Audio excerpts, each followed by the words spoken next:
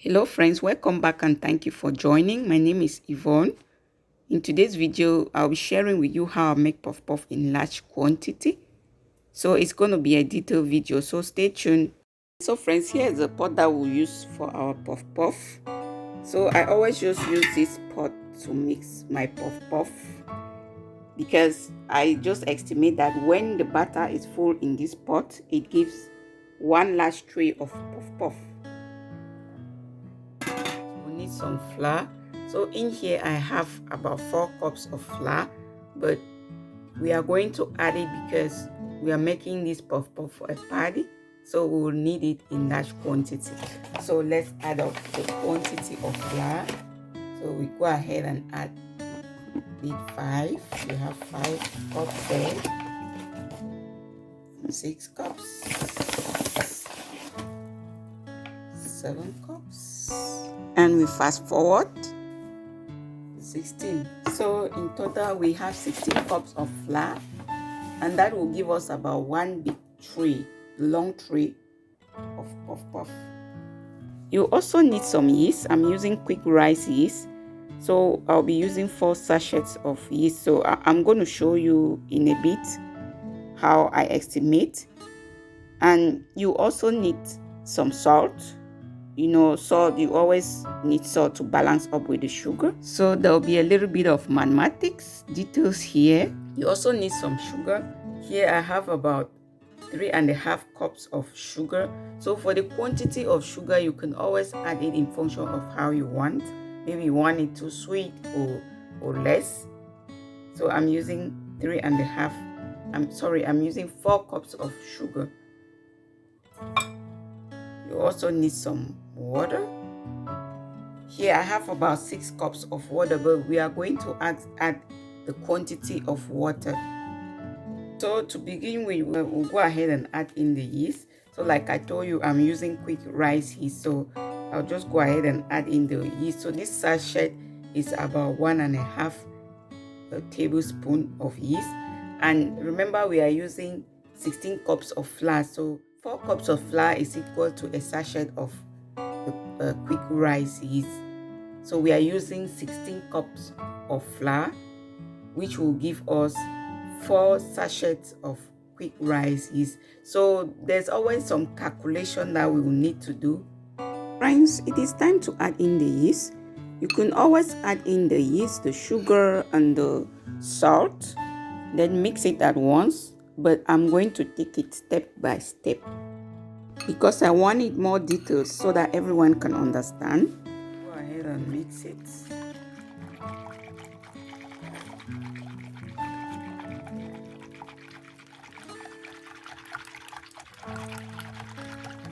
And if you like to know the type of flour that I'm using all-purpose flour. And then you add in the sugar.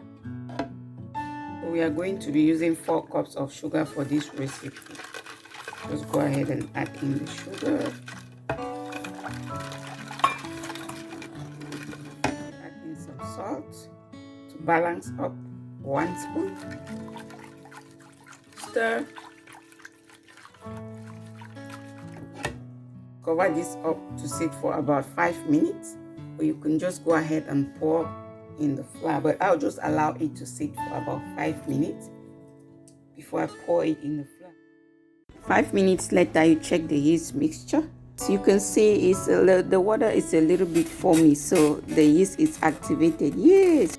Set the water aside and we bring in our flour. And so you can go ahead and pour in the yeast mixture in the flour. Alternatively, you can always pour in the flour in the yeast mixture. It doesn't matter. So remember, this mixture we use 4 cups of water. So we will just add in water gradually in function of the texture of the flour. So I always just start with the spatula, but I'll end up with my hands because with the hands you can easily tell if the texture is perfect or not.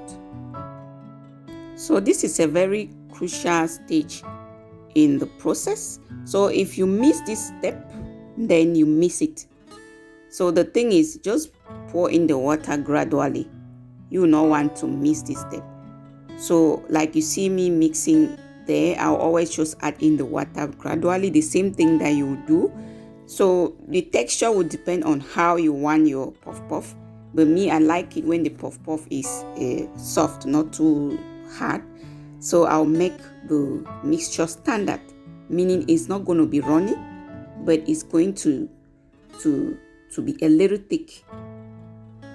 You're going to see. So just keep watching, friends. If you don't mind, you can also check out the video of how I did puff puff in small quantity. I will link it in the description box below. So I'm just going to switch and use my hands to be sure of the texture. And I wash my hands before mixing it. So I'll just keep mixing with my hands to be sure of the texture. And be sure that it doesn't have like little bumps. And while mixing, also go ahead and you gradually add in water. Remember, at this stage, you add in water gradually. You're just going to estimate it. You estimate that the water is okay when you feel the dough is no more like too thick, nor runny. It's a little messy, friends, but I just always like to use my bare hands. So alternatively, you can use your gloves to be more comfortable. Make sure that you kind of like beat the mixture, because that will really activate the yeast, so that when you cover it, it will just rise like you want it.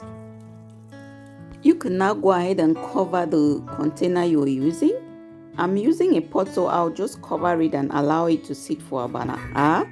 You can always range between 1 to 2 hours, just depending on how it rises.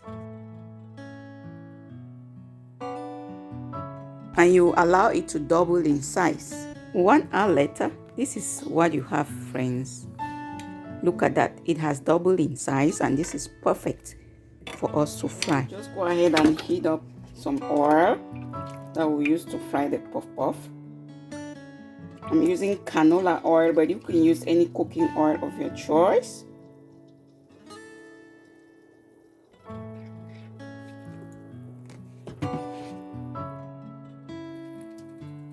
When the oil is heated up, go ahead and fry the puff puff. But before you fry the puff puff, take a little bit of the butter with your hand. Then you drop puff puff balls in the oil. If it floats, then the oil is okay for you to start frying. But if it goes under the pot, then you wait a little bit for the oil to heat up. It's floating, friends, so you can now go ahead and continue to add more puff puff balls. For puff puff size, it depends on the occasion. You can always cut them smaller. And friends, you allow your puff puff in the oil to cook until you obtain a golden brown color. Make sure that you don't overcrowd the pan.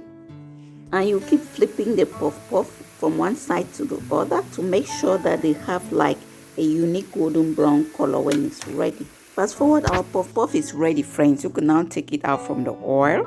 Look how beautiful it is. When you take it out from the oil, transfer it in a pan lined with tissue paper to drain extra oil. This puff puff is so delicious, friends. It is crunchy in the outside and chewy in the inside. Go ahead and fry the second batch, the third batch, and on and on and on until all your puff puff is ready. Friends, you can eat puff puff simple. You can eat it with pap. You can eat it with beans. You can eat it like a snack. You can just eat it anyhow you want to enjoy it. I already did a video of puff puff and pap. I will link it in the description box below. I really do appreciate your time, friends, if you have been watching up to this point. And please, if you have not yet subscribed to our channel, kindly subscribe and support us. Do kindly leave us a comment in the comment section. You can also tell us where you are watching from. I would really like to know how far the video will reach. I send you a lot of hugs from my friends. I got your back, friends. Thanks again for watching. See you next time. Bye, y'all.